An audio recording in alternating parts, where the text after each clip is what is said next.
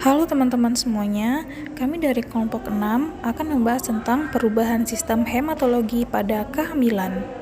Adapun anggota kelompok kami yaitu Cynthia, Sinta Dwi, Siti Arofah, Siti Mariatul Kiftiah, Sri Wahyuni, Sukmawati, dan Tasya Maria Tauran. Mari kita masuk pada pembahasan pertama. Sebelumnya, apakah kalian tahu apa itu sistem hematologi?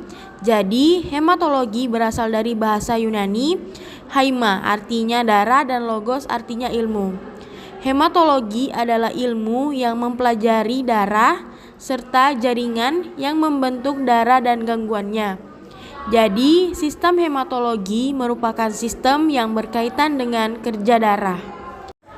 Selanjutnya, adapun perubahan sistem hematologi yang dapat terjadi pada masa kehamilan yaitu perubahan volume darah, penurunan hemoglobin, dan hematokrit, peningkatan kebutuhan zat besi, fungsi leukosit, dan sistem imunologis. Perubahan volume darah. Peningkatan volume darah yang tinggi pada masa kehamilan bertujuan untuk memenuhi kebutuhan pembesaran uterus dan sistem vaskularisasi, serta melindungi ibu dan janin terhadap bahaya-bahaya selama kehamilan. Peningkatan volume darah disebabkan oleh meningkatnya plasma darah dan eritosit. Peningkatan ini terjadi karena tingginya kadar progesteron dan estrogen yang dapat memacu terjadinya retensi cairan oleh ginjal, sehingga sumsum tulang belakang menjadi sangat aktif dalam menghasilkan eritosit. Tetapi dalam hal ini meningkatkan plasma darah lebih tinggi dibandingkan dengan peningkatan eritosit. Hal ini disebabkan karena eritosit juga dialirkan dalam janin, sehingga di dalam janin terdapat eritosit yang berguna untuk memenuhi kebutuhannya. Selain itu, jika volume eritosit lebih tinggi dibandingkan dengan plasma darah, maka akan terjadi gangguan pada sumsum tulang belakang. Karena eritosit dihasilkan dari sumsum tulang belakang, selain itu eritosit rendah juga akibat dari adanya peningkatan jumlah cairan di dalam tubuh ibu, yang disebut dengan hipervolemia atau hidremia. Peningkatan volume darah dimulai pada trimester pertama pada minggu ke-6 sampai 8 kehamilan dan mencapai puncaknya pada minggu ke-32 sampai 34 kehamilan dan akan kembali pada kondisi semula pada 2 sampai 6 minggu setelah persalinan. Selanjutnya, penurunan hemoglobin dan hematokrit. Hemoglobin adalah metaloprotein di dalam sel darah yang berfungsi sebagai pengangkut oksigen dari paru-paru ke seluruh tubuh. Hematokrit adalah kadar sel darah merah dalam darah yang menunjukkan jumlah persentase di perbandingan sel darah merah terhadap volume darah. Konsentrasi hemoglobin dan hematokrit sangat berpengaruh pada kehamilan. Jika hemoglobin turun, maka bisa mengakibatkan pertumbuhan bayi dalam rahim terlambat, anemia pada ibu, bayi lahir dengan anemia, serta bisa mengakibatkan kematian pada ibu dan bayi akan lahir dengan prematur dan bahkan bisa menyebabkan kematian pula.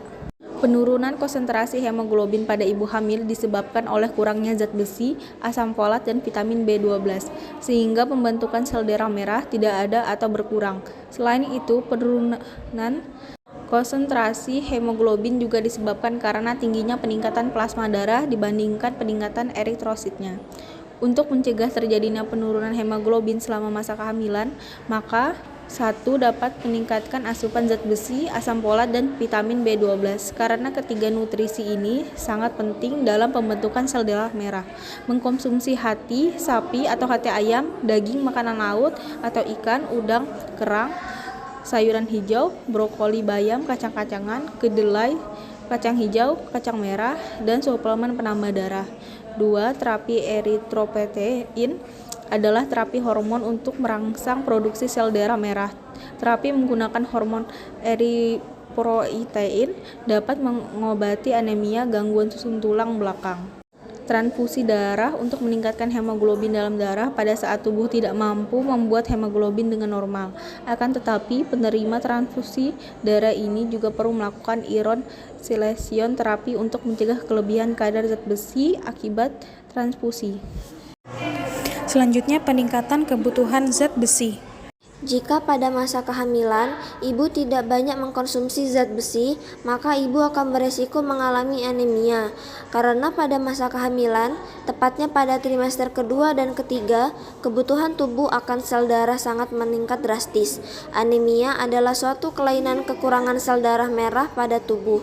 Anemia pada kehamilan dapat mengakibatkan keguguran, bayi prematur, waktu bersalin yang lama, bayi lahir dengan cacat bawaan, bahkan bisa menyebabkan kematian pada ibu dan bayi.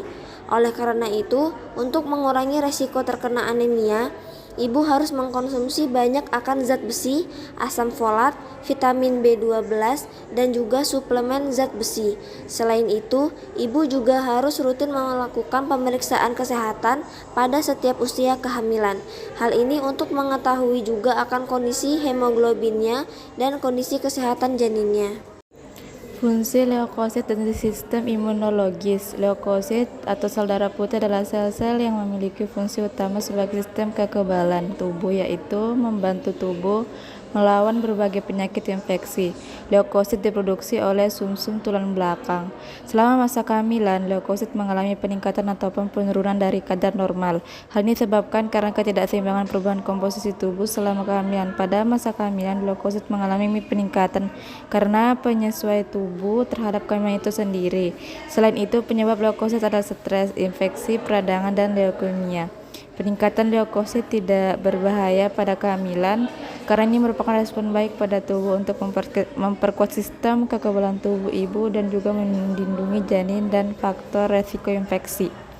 Penurunan leukosit pada masa kehamilan berdampak sangat buruk pada ibu dan bayi.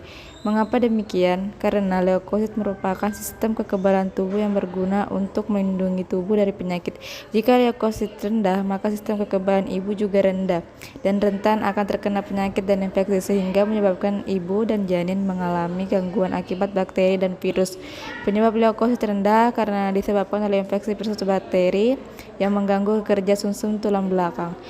Selain itu juga disebabkan karena kelainan bawaan, penyakit autoimun, sarkoidosis, penyakit kanker atau tumor, dan efek samping kemoterapi dan radioterapi. Adapun gangguan hematologi pada kehamilan, yang pertama anemia pada kehamilan. Anemia pada kehamilan terjadi karena adanya peningkatan volume plasma lebih tinggi dibandingkan dengan volume peningkatan eritrosit. Hal ini menyebabkan kadar hemoglobin dan hematkrit dalam tubuh kurang terpenuhi. Selain itu, juga disebabkan karena kurang mengonsumsi nutrisi seperti zat besi, asam folat, dan vitamin B12 yang merupakan nutrisi pembentuk eritrosit. Dampak anemia pada kehamilan yaitu pertumbuhan janin terlambat, persalinan prematur, dan berat badan bayi rendah, luka episiotomi, fisik menjadi lemah, dan gagal jantung. Cara mencegah anemia pada kehamilan bisa dengan mengonsumsi makanan atau minuman yang kaya akan zat besi, asam folat, dan vitamin B12. Misalkan mengonsumsi kacang-kacangan, sayuran hijau, daging, hati ayam atau hati sapi, serta harus rajin memeriksakan kehamilan dengan rutin. Yang kedua, talasemia pada kehamilan. Talasemia adalah sekelompok penyakit darah genetik yang menyebabkan kurangnya produksi hemoglobin normal dalam sel darah merah.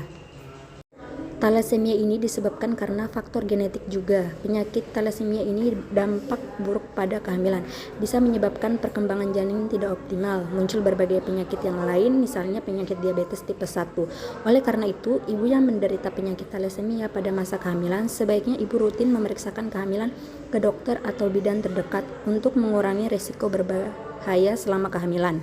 Selain itu, ibu juga harus mengonsumsi makanan yang mengandung asam folat dan melakukan transfusi darah. Baik, sekiranya itu saja yang dapat kelompok kami sampaikan. Kurang lebihnya kami mohon maaf. Sekian dan terima kasih telah menyaksikan.